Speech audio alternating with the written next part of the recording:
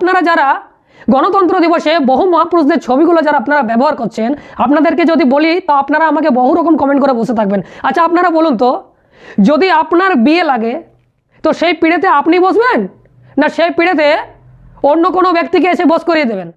জানেন তো একটা কথা আছে যে কখনো অশিক্ষিতদের জন্য দেশ নষ্ট হয় না, সমাজ নষ্ট হয় না, সমাজ নষ্ট হয় সেই সব শিক্ষিত ব্যক্তিদের জন্য যারা শিক্ষিত তো বটে কিন্তু শিক্ষার মান মর্যাদা তারা ভুলে গেছে। কেন বলছি এই কথা, কি কারণে বলছি এই কথা, সম্পূর্ণ ভিডিওটি শুনুন, আপনারা বুঝতে পারবেন। এই সামনে 26শে জানুয়ারি গণতন্ত্র দিবস গেল, এমনকি দেশ জুড়ে গণতন্ত্র দিবসে আমরা কিন্তু প্রত্যেকে সকলে আমরা মন খুলে গণতন্ত্র দিবস পালন করেছি। এমন কোনো স্কুল বাকি নেই, ক্লাব বাকি নেই, পাড়ায় বাকি নেই যেখানে গণতন্ত্র দিবস পালন করা হয় না। কিন্তু এমনও কিছু ক্লাব রয়েছে যেখানে গণতন্ত্র দিবস পালন করা হয় না, সেটা একটা আলাদা ম্যাটার। কিন্তু যেখানে গণতন্ত্র দিবস পালন করা হয় সেই গণতন্ত্র দিবসে এমন কিছু কিছু স্কুল, এমন কিছু কিছু জায়গা রয়েছে যেখানে সংবিধানের কথা তারা বলে না। যে সংবিধানের নির্মাতা ডক্টর বাবা সাহেব আম্বেদকর, তার ছবি পর্যন্ত তারা সেই সমস্ত জায়গায় ব্যবহার করে না। আমি কিন্তু তাদের কথা বলছি যারা ব্যবহার করে না। এমনকি যারা সংবিধান, এমনকি ডক্টর বাবা সাহেব আম্বেদকরের ছবিকে সামনে রেখে যারা গণতন্ত্র দিবস পালন করেন তাদের কথা কিন্তু আমি বলছি না। এমন অনেক ফুটেজ রয়েছে, অনেক স্কুলের ফুটেজ রয়েছে যেখানে দেখা যাচ্ছে যে ডক্টর বাবা সাহেব আম্বেদকরের ছবি নেই, সেখানে নেতাজির ছবি আছে, রবীন্দ্রনাথ ঠাকুরের ছবি আছে, ক্ষুদিরাম বসুর ছবি আছে, গান্ধীজির ছবি রয়েছে, এরকম অনেক মহাপুরুষ আছে, তাদের কিন্তু ছবি লাগিয়ে রেখেছে। কিন্তু এই দেশকে যে সংবিধান দিয়েছে, যার লেখা সংবিধানে দেশ চলছে, সেই সংবিধান রচয়িতা ডক্টর বাবা সাহেব আম্বেদকরের কোথাও কিন্তু ছবি পাওয়া যায়নি। এমন অনেক স্কুল রয়েছে, অনেক গ্রামগঞ্জে যেখানে পালন করা হয়েছে, এমনকি অনেক ক্লাব রয়েছে, অনেক ছোট বড় স্থানে অনেক রাজনৈতিক দল রয়েছে, কিন্তু তারা প্রয়োজন মনে করে না। কেন জানেন? কারণ তারা ভয় করে যে যদি আম্বেদকরকে জেনে যায় তাহলে এই দেশের আম্বেদকরের যে লড়াই, সে লড়াই সম্পূর্ণ কিন্তু জেনে ফেলবে। কারণ এই দেশের সংবিধান রচয়িতা ডক্টর বাবা সাহেব আম্বেদকরের একটাই লড়াই ছিল, একটাই মোটিভ ছিল, সেটা হচ্ছে যে এই দেশের জাতপাতকে দূর করা। জাতপাত যারা আজকে এই দেশে নির্মাণ করেছে তাদের বিরুদ্ধে তার লড়াই ছিল। আর সেই কাদের বিরুদ্ধে? না, এই দেশে ব্রাহ্মণ্যবাদের বিরুদ্ধে লড়াই। আর এই ব্রাহ্মণ্যবাদের বিরুদ্ধে লড়াই সম্পর্কে কিন্তু মানুষ জানতে শুরু করবে, যার জন্য তারা জেনেও আজ ভান করে, বা তারা ডক্টর বাবা সাহেব আম্বেদকর এমনকি সংবিধানের একটা বই পর্যন্ত, সেই গ্রন্থ পর্যন্ত সেখানে রাখে না। আপনারা বুঝতে পারছেন, আপনারা ভাবতে পারছেন যে আমাদের দেশ কোন দিকে যাচ্ছে, যেখানে হাইড করা হচ্ছে। এখন কিছু কিছু মানুষ রয়েছে, এমন কিছু কিছু পাখন্ডী বাবা যারা রয়েছে, যারা অন্ধবিশ্বাস কুসংস্কার লাগাতার ছড়িয়ে যাচ্ছে, তারা কিভাবে ডাইভার্ট করছে জানেন? মহামানব গৌতম বুদ্ধের ছবিকে বিকৃতকরণ ঘটিয়ে তাকে মহাদেবের চিত্র বানিয়ে ফেলেছে। এই যে তার ছবি দেখুন, তো এইভাবে ধ্বংস করা হচ্ছে। আমি আপনাদেরকে দেখাচ্ছি জাতীয় পতাকা, এই দেখুন, এই সেই জাতীয় পতাকা। আচ্ছা আমাকে বলুন তো, এই যে জাতীয় পতাকার এখানে কটা রং রয়েছে? অনেকেই বলবেন যে 4টে, অনেকেই বলবেন 3টে। তাহলে বারবার কেন বলা হয় তিরঙ্গা? এটা তো চৌরঙ্গা বলা দরকার, কারণ এখানে 4টে কালার আমরা হুবহু দেখতে পাচ্ছি।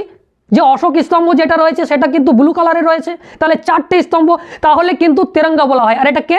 না, বহুদিন থেকে ভারত সরকার এই ধরনের একটা প্রোপাগান্ডা চালিয়েছে যে তিরঙ্গা তিরঙ্গা তিরঙ্গা। আমাদের মনেও কিন্তু সেটা বেঁধে গেছে তিরঙ্গা। কেন? আমরা তো বলতেই পারি, রাষ্ট্রীয় ধ্বজ বলতে পারি, আমরা জাতীয় পতাকা বলতে পারি, কিন্তু তিরঙ্গা তার মানে কি অশোকের যে ইতিহাস, এই যে স্তম্ভ, অশোকের ইতিহাস, সেই ইতিহাসকে ধ্বংস করে দাও। যার জন্য এই জাতীয় পতাকাকে, রাষ্ট্রীয় ধ্বজকে অনেক সময় বলে থাকে তিরঙ্গা, কিন্তু এটা কখনোই তিরঙ্গা নয়। আমাদেরকে ভুল শেখানো হচ্ছে। আমাদের চোখ থাকতো অন্ধ, আমাদের কান থাকতো আমরা শুনেও শুনি না। এই হচ্ছে আমাদের দেশের ইতিহাস, যার জন্য আমরা পড়ে পড়ে মার খাচ্ছি।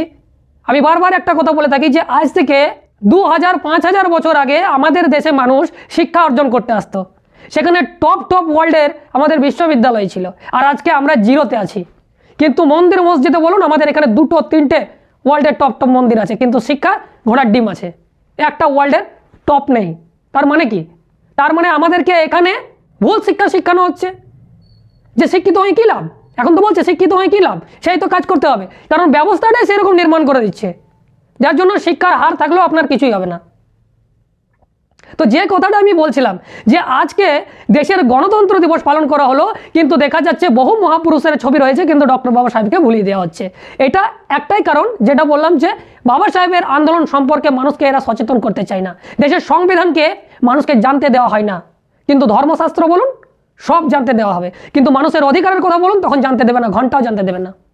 আর আপনারা যারা গণতন্ত্র দিবসে বহু মহাপুরুষদের ছবিগুলো যারা আপনারা ব্যবহার করছেন, আপনাদেরকে যদি বলি তো আপনারা আমাকে বহু রকম কমেন্ট করে বসে থাকবেন। আচ্ছা আপনারা বলুন তো, যদি আপনার বিয়ে লাগে তো সেই পিড়েতে আপনি বসবেন না সেই পিড়েতে অন্য কোনো ব্যক্তিকে এসে বস করিয়ে দেবেন? নিশ্চয়ই আপনি বসবেন, তাই না? কারণ আপনার বিয়ে। তাহলে গণতন্ত্র দিবসে ডক্টর বাবা সাহেব আম্বেদকরের যে সংঘর্ষ, যে মেহনত, যে 7 জনের মূল যে কমিটি ছিল তার মধ্যে ডক্টর বাবা সাহেব আম্বেদকরকে সেই সমস্ত দায়িত্ব নিতে হয়েছিল সংবিধানে। তাহলে তার ছবি, তার কোনো কিছু কথাবার্তা আপনারা না বলে যারা কোনো কিছু যোগদান করলো না তাদের ছবি আপনারা ব্যবহার করছেন। তাহলে এই ইতিহাসগুলো মানুষের সামনে আপনারা তুলে ধরবেন, তবে না মানুষ সচেতন হবে।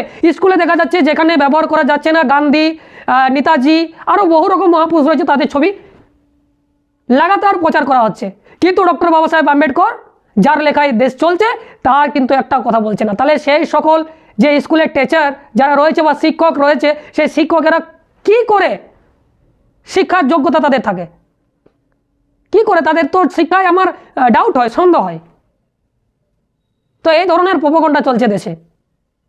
আশা করছি আজকের আমার এই ভিডিওর পর যে সমস্ত শিক্ষক রয়েছে, যে সমস্ত স্কুলে এই ধরনের কাণ্ডকলাপ চলছে, হয়তো তাদের কাছে পৌঁছে দিন। এবং যদি আপনাদের কাছে পৌঁছে থাকে আমার এই ভিডিও, আপনাদেরকে বলবো যে গণতন্ত্র দিবসে আপনারা অবশ্যই বাবা সাহেব আম্বেদকরের কথা বলুন, এমনকি সংবিধানে কি অধিকার রয়েছে সেই অধিকারের কথা তুলে ধরুন।